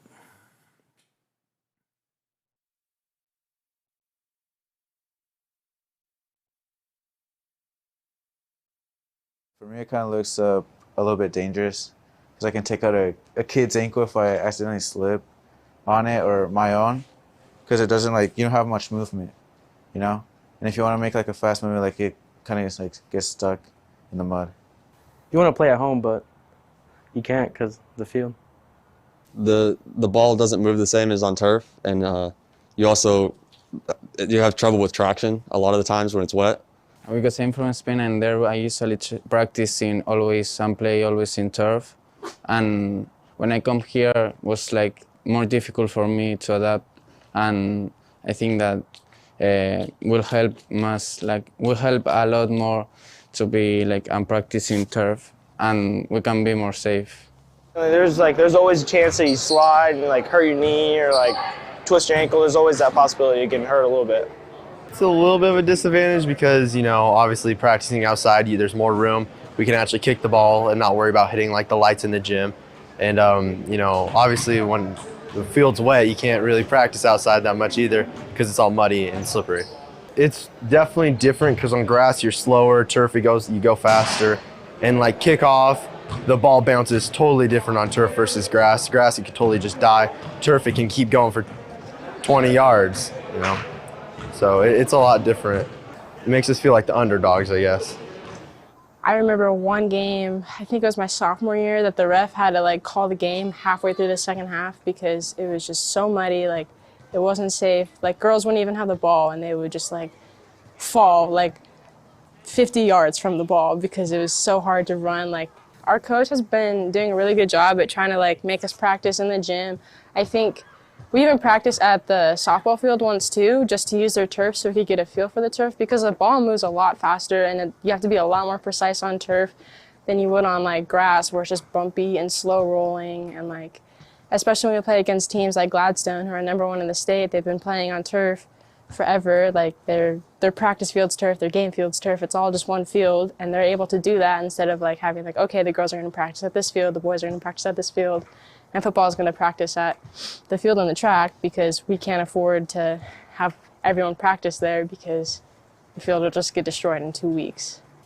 We don't have access to a turf field not only in Estacada, but not for several miles. The closest turf field is Sandy, and they use it. So even if we wanted to have an extra practice here and there, there's literally nowhere we can go do that. So we've used the infield of our softball field, which is, again, it's softball. There's base tracks and there's the pitching mound, and it's not safe to practice on there, but what can we do when we don't have anywhere to transition our play to? Because the ball bounces different, the traps are different, it rolls faster, and it's really necessary to be able to have a chance to adjust, which we currently are unable to have. It's embarrassing when our games will get canceled because it's not like we can do anything about it, and it's particularly embarrassing when we're halfway through a game and the ref just can't stand to be out there anymore because of how much mud he's having to walk through. I think it puts us at a huge disadvantage when we go and play at other teams' fields. It's really hard for us because the ball moves faster and it's harder for us to do moves that our body has muscle memory, and so we know to put this much power into the ball when passing that distance. And when you put it on turf, it completely changes it up. You can't play the same, and it makes it really hard. And when we have muddy, slippery fields, we're just sliding around, and when you slide, typically when you're body to body with someone, someone will go down with you, which can cause more injuries, having someone land on you or you land on them, and it can hurt like ankles and knees and stuff slipping out. When we do play on turf, you can definitely tell how our game gets amped up and how the goalies can have more accurate dives and all that kind of stuff. But on our grass, I mean, even the best goalies can't dive in it. You see a lot of these up there teams still struggling. And I'm glad to know it's not just me, but it's not fun to know that you can't play and represent your team when the field is what's keeping you from playing your best.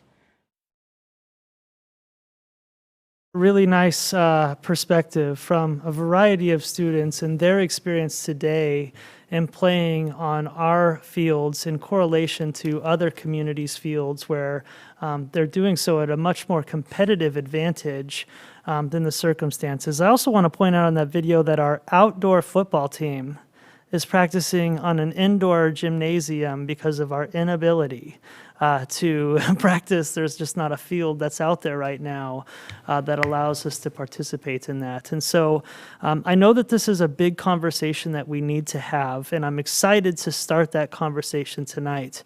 I think it's important to note that that we were elected to be leaders of this school district, and this is going to be a decision that we need to make together as a team to figure out a long-term solution as we try to make our programs competitive, accessible, and something that makes the community want to continue to invest in it and be a part of that. And so with that said, I'd like to yield back to Chair Rydell for board conversation, but I have Executive Director of Operations, Mike Ware, who would like to address the board about return on investment, what a turf field would look like, and how we can go through that process.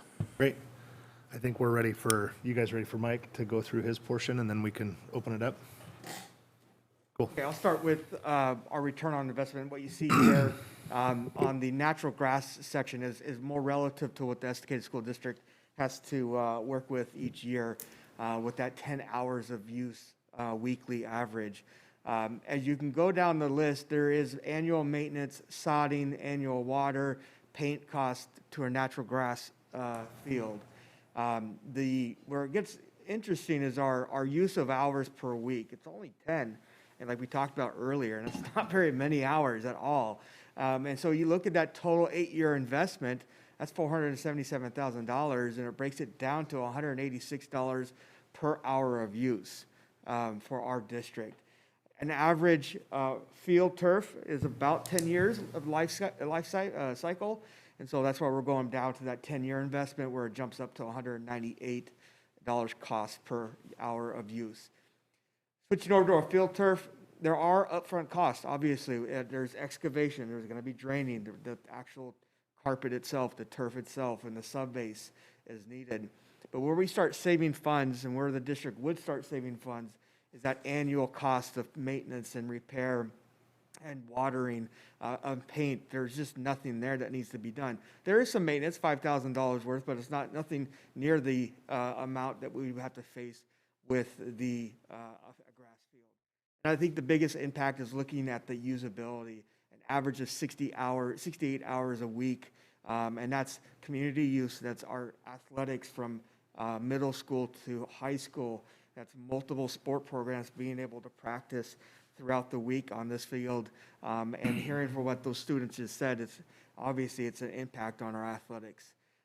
Jumping up to that 8-year investment, it is an 8-year investment. It's pretty big, but you can see that cost breakdown to be $27 per use hour, and if we go to 10 years, it's only 27 was the first 8, 22 is over the 10-year period. So that there are significant return on investments. When you think about when we start considering moving forward towards a turf field and the ability to improve our facilities for our student athletes, our community. The one question, Mike, as I look at that, total over 10-year investment. So just to make sure I'm reading that correctly. So if we do nothing right now, we're going to spend $635,000 in the next 10 years maintaining the current field. Correct. If we were to replace that field with turf, in the next 10 years, we would spend $670,000. That's correct. That's base cost. Correct? Base cost, okay. Base cost. So then there's obviously design, there's Right. more. Okay. And what really stands out to me as I look at this, again, knowing as a school district that, any community athletic programs are all on our facilities, basically. And that line right below that, total hours of available use, 3,200 hours for the current field and almost 30,000 hours of use. That's an incredible difference. So I got a question. I don't care if we go to grass or if we go to turf, we're going to have to get the water off the field. Okay? So basically, as far as I'm concerned, you can take the excavation costs out of it because you've got to do it for both of them. Saying that right. And that's where we hope potentially to partner with our community to offset some of that as well. Yeah, and so if you take it out, your ROI is actually better. Yeah, good point. Yeah. Yeah, that's a good point. I didn't think about that. So do we have any idea of what those soft costs are, design and? Roughly 300,000 altogether with design, knowing that we're going to have to work with, and then also that includes drainage as well. And other. Yeah, design is, I think we estimated about $300,000. So realistically, we're looking like $1 million. So let's back up on base costs, and there's a lot of unknowns. We're working with the contractor that we're working with currently. I asked for just some base initial costs. This is just generic. That's for the turf and we said the base, sub-base. When we start talking about excavation, drainage, again, design, and the actual turf itself for the square footage of our football field, we compared it to a similar project, a $1.3 million project. Now you start adding design, and depending on the excavation, whether we smooth it out or we go with another option of bringing it down, which is going to be costly, that could be an additional $500,000. Again, there's a lot of unknowns, and so as I give you these figures, they're not hard and fast figures. I want to caution that, make sure you hear that as well. Potentially, if we didn't have any in-kind, and we were trying to fit the bill, we're looking at approximately $2 million with that excavation estimate of $500,000. So these numbers are more realistic. If you had two football fields standing next to each other right now, one was a turf field, the AstroTurf field, one was a grass field, and we were a school district and we said, okay, we're going to redo both of these. That would be peeling the old AstroTurf off and putting it down would be the right side. Just redoing the grass field would be the left side. Left side, but there's ongoing maintenance needs that we need to consider. Yes, we could excavate, we could flatten it out, we could add drainage. That doesn't eliminate the ongoing needs that field. Nor would it really increase the playability, yeah. I understand these are rough numbers right now, and I think you did a good job pulling it together with no time, so thanks for that. What's the life cycle of a turf field if you do all the maintenance? In 30 years, you tear it all out and start over? Approximately 10 years. 10 years, okay. When I asked that question of the contractor, the replacement of that is not as extensive of what we're doing, what we'd have to do from a start project, right? Now you're just talking about just the carpet, if you will, replacement. So one thing I think we talked about when we were out there was the current configuration of the field, is very football sized. So in the design work, would we, based on our current footprint, be able to have a full-size soccer field as well included in that? Yes, correct. One of the designs that we're considering that if we go forward with, moving forward with some design concept is flattening out the field essentially and pushing the dirt towards the stadium, making it a wider field. making it more suitable, obviously, and in compliance with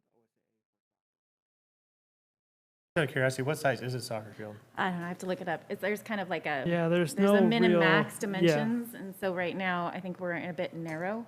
Very narrow. Yeah. sides, that little hill. It's been a lot of years since I played ball, and AstroTurf was terrible back then. Yes, it was. Quite a bit lately. Oh, good, good. I mean, Yeah. you get burnt on Yes. those Yeah, things. it's not the carpet that you probably remember. That's for Good. sure. No, it is not. They still get burned, though. It Yeah. still get Yeah. burned, but yeah.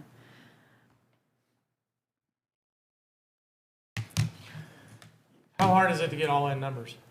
I'll tell you now, I've been proactively working with the design team and with the field turf company. I've asked for them to have numbers Is this something we'd want to do in the summer when it's not so wet? That's a very good question. I'm not a professional contractor, and when we're talking with them, they've done projects in the wintertime. It's not impossible to do it. Have methods to make sure what they do and how they do it during the wintertime makes it just as fine as doing it in the summer. We run into issues summertime because of a number of other schools trying to do more turf fields. We may be last to the table and have to get pushed. But I will say, when we started a conversation about turf field a number of years ago, the company that we're working with was renovating the state of Oregon, Oregon Ducks Stadium, and it was middle of winter time. And so we felt confident that if we wanted to pull the trigger during the winter, it'd be a successful project. So my question, so the design firm that we have, are we going for competitive bids if we decide to move forward? Or are we saying we're going to use who we have Good work with? question. So the design firm has proposed a budget that is under the procurement rules that we don't have to procure. Field Turf is the company that we're initially working with for the turf. They have a state agreement, therefore we do not have to go through an RFP or procurement process. Is that to our advantage or disadvantage? Well, it's our. question. It is a very good question. The fact of the matter is, Field Turf's the only game in town that does school turf projects, and so we feel very confident because they've gone through the procurement process with the state of Oregon that their numbers are comparable to. That would be in our benefit, I guess. Is what I'm trying to say. So you've done a great job explaining like the maintenance advantages. I've got like 5 categories. I'm trying to check all the boxes. And I don't know who can answer the question, but from a safety standpoint, I know the kids talked about injuries and sliding into people, but do we have any data you can share about safety on turf? On turf? Yeah. I don't at this time. I can bring that to the board next week. Okay. Next box. Having a new facility like this, what other things can we use it for that we are not using it for now? Very good question. There's probably Well, lots of things. Obviously, the fall sports and fall youth things. We have a marching band that would like to participate more on that field in terms of formations and marching. That facility allows for more time and space and obviously safety for them to move around in that place. From a spring sport perspective, many times baseball and softball practices get canceled due to weathers and unplayable fields there. This would be an opportunity for our baseball programs to hit ground balls and practice in the springtime. It would also open a brand new door for revenue opportunities for youth soccer tournaments and club soccer tournaments and different venues that would use this. One of the things that I encounter, because I also live in this community, is there's a hunger and a market for adult league things as well.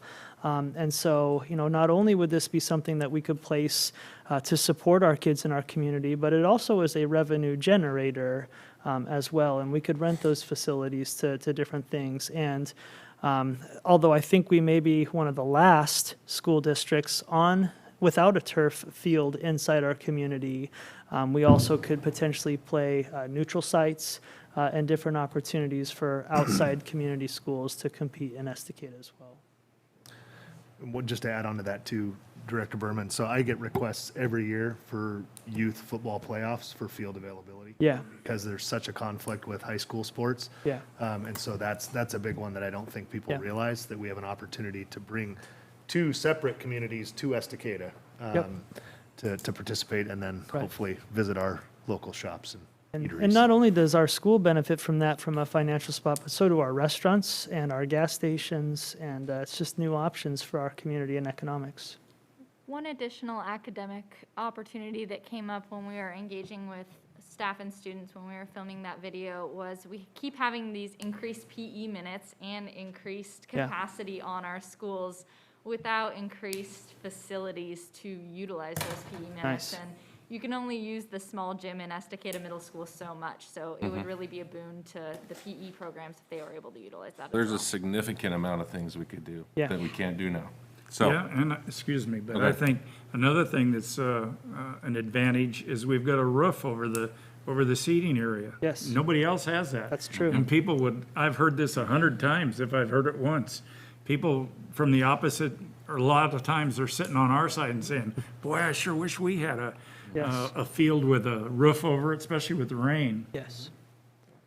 so, safety, check, maintenance, check, more uses. What about upping the competitive level of our sports? Yeah, I think you heard it directly from our students. Turf adds an advantage and adds a competitiveness to an athlete significantly. You're faster, you're quicker on the field. The ball does travel differently if you're playing soccer or if you're kicking the ball on the football field or for a punt. We know that. We just know that turf improves the competitiveness of a team. I think the other thing that's important to note again is that everyone else has turf. And so, we have nothing to prepare to play 90% or, over half of our games that are away games in all of our tournaments.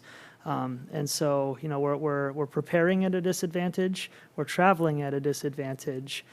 The only advantage we have is when teams come to play on what is most likely one of the last grass fields on the west side of Oregon. And I'd like to speak to that too, because I do hear that from the community standpoint, right? Is that it is an advantage for Estacada High School fall sports to play in the grass, and while that might be an advantage on any particular game night, it certainly is a huge disadvantage when our teams qualify for the higher level, because none of those higher level games are played on Correct. not only grass, but grass that's that condition even close. Yeah. So it's, again, that small advantage that we may feel on a given game night is completely run amok once you hit the postseason. Thank you. I do think that there are other small schools in our leagues that still have grass, Malala and Corbett, and their fields were deemed unplayable as well later in the season, at least in the soccer environment, and they had to play in some cases elsewhere as well. Yeah. So, One thing back to this field size, so a regular football field is about 53 yards wide. Soccer is 70 to 80 yards wide. So it's substantially smaller Yeah. than a regulation soccer field. Yeah. Length is fine, but Yep. width. The beginning of your presentation, or the discussion, you talked about the board being diligent about having a rainy day, or some kind of emergency fund. We just talked about galvanized pops being 50 years old and roof being a certain number of years old. And what if those happen at the same time? And what kind of contingency plan can we put in place, or should Yeah. we put in place to ensure when something does fall through, we have a backup plan? Yeah, that's a great question. And that question, I think, can be answered, and I'll defer to Christina if you'd like to jump in. So there's really two places for emergencies that we've set aside. The first is the Capital Construction Fund, and that's a special revenue account. So this is money that over time, the school board money has collected through CDC funds primarily, which is the $1 per square foot that people get out of building permits, and that goes into a certain spot. As Estacada has boomed, so has that account, which has been there. We've also been fortunate enough that at the end of a few fiscal years, we've had some additional money, and the board has directed those extra monies to support that fund, leaving us roughly $2.5 million in that capital construction fund. We also have, which you approve on an annual basis, a contingency fund inside the general account. And inside that, I believe in the report, it was around 2.75 million, I think, currently. And so there are 2 houses currently for emergencies. So if a pipe were to break, obviously at this point, we'd be able to support that. But it is notable, Director Johnson, like you said, this would be a big decision that would deplete one of those emergency funds, and time would build it back up, and the CDCs and the taxation would build it back up, and we'd be able to support that. But I think it's important for the community to understand that as well, that, we can't afford to fix everything that needs to be there. And so this is where, we as a team of leaders need to make a decision of what we think will be the most impactful. I think if there was a major emergency, we still have contingencies to support that. But the thing I also want the board and the community to know is that if we do allocate funds for turf out of the capital construction, that's not taking money out of the classroom, nor is it taking money out of our employees' pockets. This is a completely separate account that was primarily built from outside sources, and it can only be spent on capital construction. And that's the one I would advise the board to go through. And it is contingency as 2.75. 2.75, okay. One other thing to consider as we talk about these capital improvement projects is putting a new roof on something or a new gym floor, or as it pertains particularly to the high school, at some point, I think on a lot of our minds is passing a bond. We've talked about it already tonight several times. And over the past 5 years that I've been on the board, or 10 years, or whatever it's been, passing and redoing the high school. The nice thing about this and putting a grass field or a Astro field turf on the stadium is it's a standalone project. And it's not like we're gonna go put a new roof on the high school only to pass a bond in a year and then tear the new roof off. So, I mean, it's something that will live on no matter what we do with this building or any other building in the district. And it'll be, like I said, just a standalone thing that everybody can have the enjoyment and use of ongoing. So it's, each time the bond has come up, it's, well, are athletics included in it? Is there anything happening with the stadium or gyms or anything else? And there's an equal group of people that are saying, I don't want to vote yes on the bond because there's not athletics, or I am voting yes because there are athletics. And so I think for us as a board to be able to say, yes, this is a good idea to put capital improvement dollars to this. It's a facility, it gets used frequently. We're putting a good faith estimate and taking care of our stuff and allowing the kids to play on it year round. And it takes it out of the bond conversation to where we may be able to shift that to, if there's an athletic push for a new gym, which we all know that there is, we can now kind of shift the crowd to that and say, okay, we're going to add a gym and fix the gym floors in the other one, and the stadium's out of the question. Yeah. So I said a lot there. I don't know if it made sense, but Did. it's a standalone project is what it comes down to, and I think it's going to be there in its own little world. So Yeah, I agree, and I'm thankful Director Berman, tried to go through his punch list of specifically Yeah. to make sure that we're all aware of the many uses it can have for our community and our Yeah. schools. Yeah. I have 2 middle school students, and I understand the PE situation Yeah. there as well, right? So I think that it's right next door. They could use some form of that, and all the academic reasons why they could be used. So. Yeah. And I'd like to get a clarification on what you said. Can the soccer team play on the football field? They can because they do, but it's. Yeah, I was going to say, I've been to a lot of soccer games and they play there. But as far as regulation size, it's smaller. Is there a problem with that? Well, I mean, it's a disadvantage when we go to other places, right? And they're on regulation and we're playing and practicing in such a small space. Up to 30 yards wider than they're playing now. Yeah. Almost half again as much. And a question we probably realistically need to ask is if we're shooting for that 60 to 7-yard mark, like Director or Vice Chair Shibahara asked originally, does that stadium have the capacity for that? I don't think it has 30 yards in it. Yeah. Sideline to. But I I don't think know that either. that's part of the design process and Yeah. kind of take Yeah. a look at what our options are. Yeah. The width range is 55 to 80, so we would land in there somewhere. Probably not on the 80 mark, but But hopefully wider than 55. wider than 53 or 50, yeah. Yeah. Yeah, thank you. Thanks for that clarification. I think some thoughts I have are around our community in-kind opportunities. I know that this has been a really hot topic, especially the last month or so.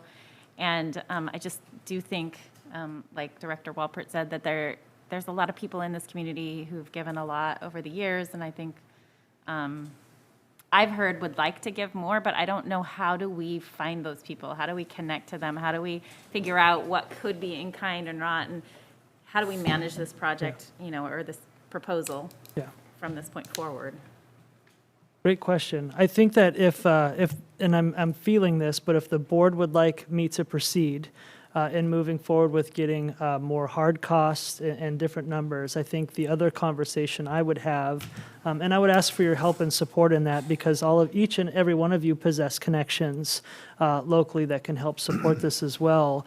But as we ask for hard costs from professional companies, I would like to host a meeting with 7 or 8 stakeholders inside our community that we know are willing, are able, and have equipment that might be able to help us with in-kind donation. Because I think one thing that's great about this community is I think one thing that we know is every dollar we can save through using equipment is dollars that we can save for different emergencies and or reapply that money in a different place.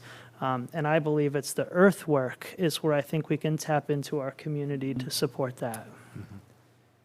But starting with meetings. I think Yeah, you okay. need to do that. There's obviously a lot of volunteers. Yeah. And trying to dovetail that with a contractor, there's definitely right and wrong way to do it. Yeah. So taking full advantage of that and getting it done the way we want it done. Yeah. And that's Take right. a master. I'd need your help and expertise, all of your help and expertise in that. But I do believe that there is help and support there, which would ultimately mitigate cost, allowing us to A, save cost, but B, make sure that what we're putting into it is a quality field. One of the things that, I was here for the installment of the softball field, and we did that on the cheap, and we got what we paid for on that. And so we want to make sure that we get every bit of 10 years on this field, and so I'm excited about that too. When was that field put in? 2000, and as soon as the day after we finished the baseball field, so 2011, maybe 10. Yeah. I'm glad you said the baseball field, because that's the one I worked on. Yes. And it's a beautiful field. Yep, with a lot of blood, sweat, and tears in it. Yep. Yep. I would say based on the emergency state we're in, the safety advantages, the maintenance savings, there's over a dozen new uses that I heard that we could use this thing for competitive advantage. I'd like to hear some hard numbers next month, as well as a plan to have a committee and support community involvement. Yeah. That's where I'm at. So we don't officially vote on this, but I think that I'm seeing a lot of head nods. So Yeah. if anybody feels differently, we'd love to hear your take on it. But otherwise, we'll move with that and continue the conversation is really what it is at this point. Thank you. So here's what I'd love, if possible. Our team, your team, will start putting something together for the December board meeting with hopefully an opportunity to vote on what's presented to you. If possible, and I'm asking, I guess, out of a favor, if there were a couple of board members who would be willing to join me just to help me and foster this process through in terms of engaging with the community. I mean, just kind of have a couple board representatives to keep the board in the loop, but also at the same time just kind of help me move and shake so we can see where the help might be versus where we might have to pay for it. I would really appreciate that as well. I'd like to help you. Okay, and Ben? I can help. Okay, thank you. And that's great. I don't think I can take Oh, any more. we'll have a quorum. We'll be at a quorum. Ben's got more But friends, so take care. I appreciate that, and I think that'll be a great joint venture for us to do together. Cool. All right, anything else on Buzz Randall Stadium Field? All right, thank you all very much. All right, thank you. Well, actually, one last thing. With the lighting audit, we might want to audit the lights on the stadium and put LEDs in there with all the new uses. That is very true. We did, there is an audit in there for LEDs for the stadium as well. Perfect. Done. With a workable discount.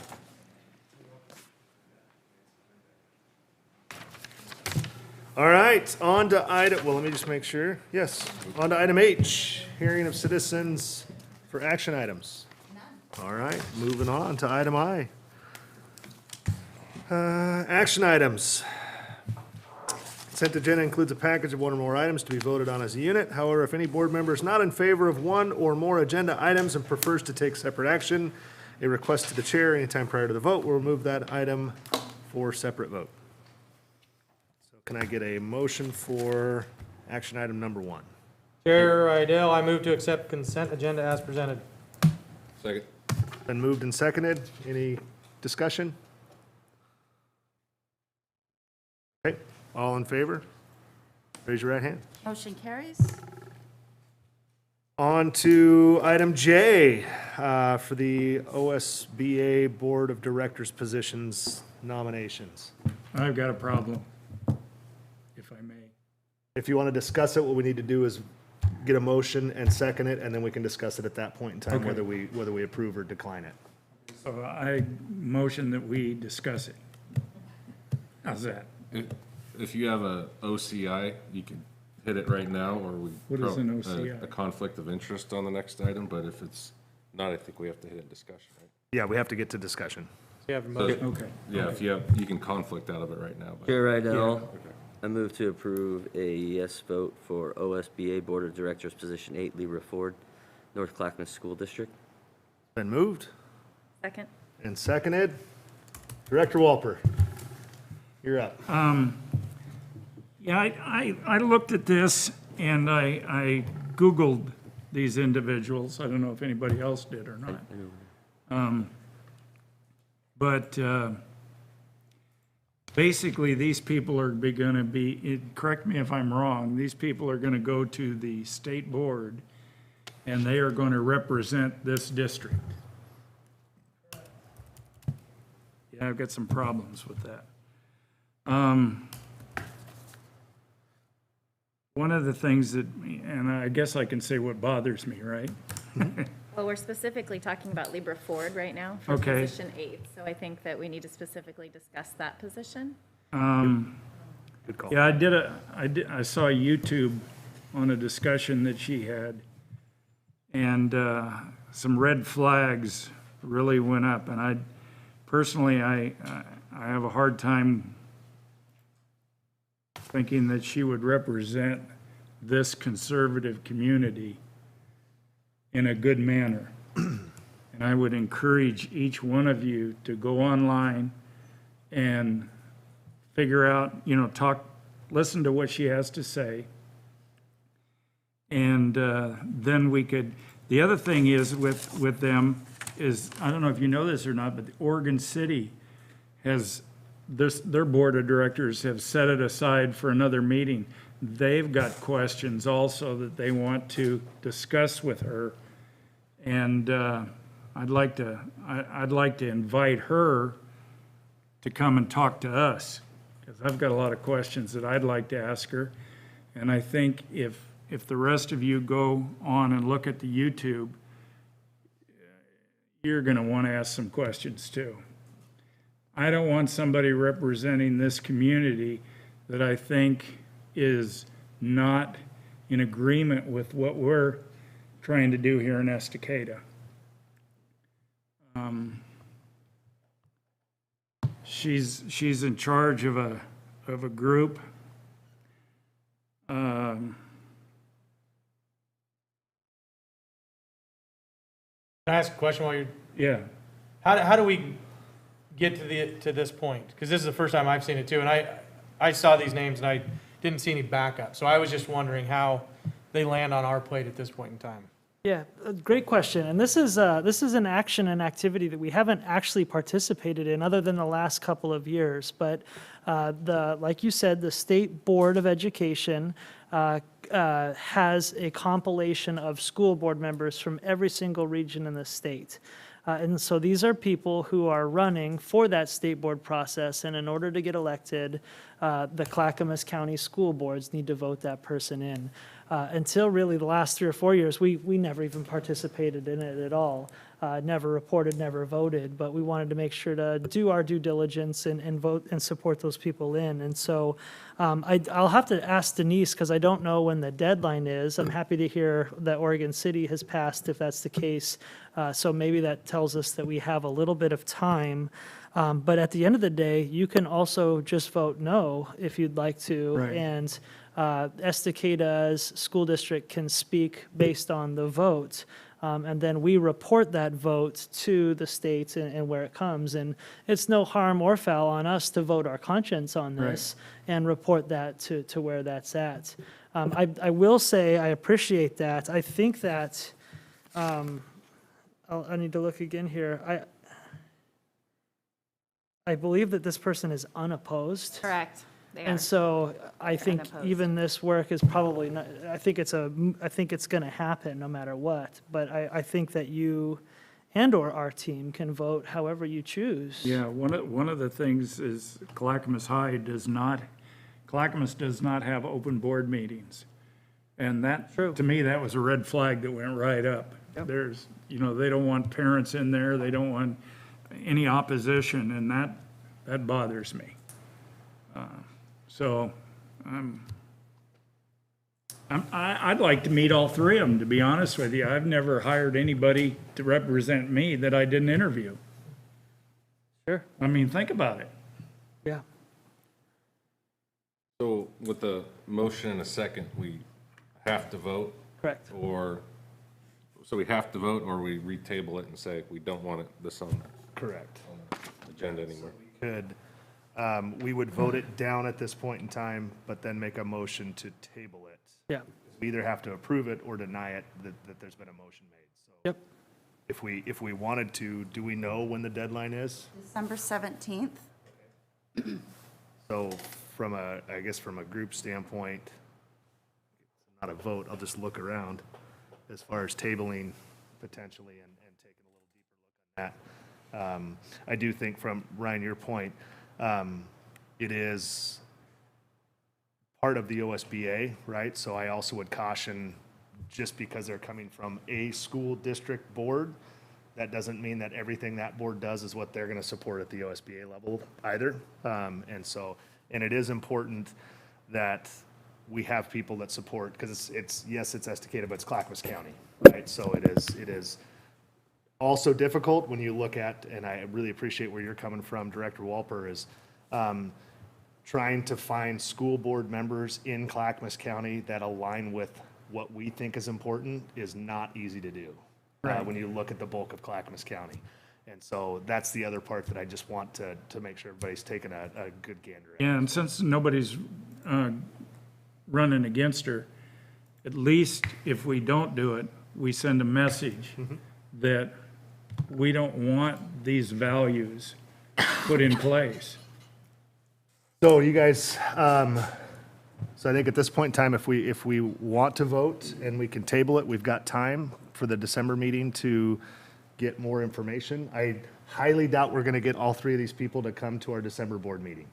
Well, at least we can go online and do some more research. Sure. Because, I just hit the top of the line. And there's more research that I can do too. And like I said, I encourage each and every one of you to look at these individuals and not just raise your hand and not know what they represent. Yeah, so I didn't directly work with Libra, but she worked in an organization that I worked for. And in that time, she was all about kids. So when she was in her administrative role, kids teaching and learning. So that's the experience I have working with her, but I don't know the specific YouTube that you're referring to. So I'd be happy, because I also, like you, think that it's important that we do that due diligence before we're Yeah. sending a message as Estacada School District as a whole, saying that we also agree Right. with whatever this individual has. So, agreed. So what I would say, before we take a vote here, it's also important, if we're gonna table this and come back next month, that it is, everybody does their due diligence and we vote it. So it's not a, this is what I think and I want everybody to agree with me, Yeah. right? You're casting your vote at that Right. point in time. And I think everybody would be on that page. I just wanna throw it out there now, so. Yeah, we've all got different views. Yep, absolutely. Okay, so, Go ahead, go ahead. Yeah, go ahead. all right, so all in favor of passing the motion, raise your right hand. Hold on. Checking the date. Brian doesn't count. Your video froze, Ryan. I believe that someone can make a motion right now to table without Table it? voting yes or During no. discussion? Yeah. Chair Rydell, I make a motion to table And that would be, the, A motion to amend. a motion to amend Yep. to approve the yes vote for OSB Board of Directors, Position 8, Libra Ford, North Clackamas School District. and I'm assuming it would be basically item J, K, and L, because they're all Not three yet. We got to appointed. get out of this. We got one on the table right now that Sorry. we got to get out of. So we have a motion to amend the motion. And we've got a The second amendment. to The amend the amendment would motion. be a motion to table it To table till it. next Yes, month. exactly. Should I restate that then? Yes. Okay. And then a second will be needed. Chair Rydell. Hold on. Let me get it together. Chair Rydell, I move to amend the approval, a yes vote for OSBA Board of Directors, Position 8, Libra Ford, North Clackamas School District, until board meeting December 9th, December board meeting. There you go. Board meeting. For the Estacada School District. It has been motioned. Second. It's been second. Any more discussion? Okay. so- Sorry. No, appreciate it. So all in favor of the updated motion to pull it and Amendment. bring it back in the December board meeting, raise your right hand. Okay. Whew. Thanks, everybody. Good job. So then I guess for Someone will need K and to. L, we'll need to do the same thing, right?